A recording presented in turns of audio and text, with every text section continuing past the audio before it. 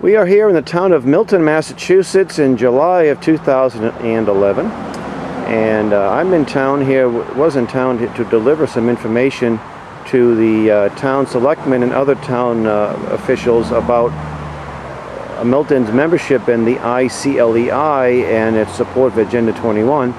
And I took a little walk across the street and I found this little historic gem.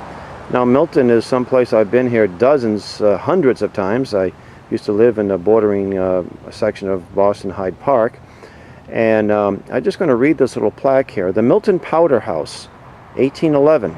And by the way, a powder house is where gunpowder was stored. New England's enthusiasm for the War of 1812 was limited. President Jefferson's embargo had almost ruined New England shipping. Yet if there was to be a war, some preparation was necessary. Strengthening the militia was New England's solution. Isn't that interesting? Strengthening the militia. It was New England's solution. It wasn't the solution of the federal government. It was the solution of New England. The building of the Milton Powder House was part of such preparation.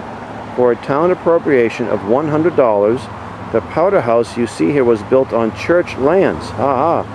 So much for separation of church and state here. At Canton Avenue and Poorhouse Lane. In it, up to the time of the disbanding of the State Militia, the Milton selectmen met every year to make cartridges for the annual militia muster. So we'll just span over here, and it doesn't look like it's a huge building, but enough probably to accommodate the members of the militia if they had to fight the British.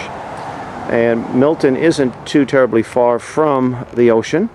It's not quite on the ocean, but a river, the Neponset River, flows from here right into Boston, right into the harbor.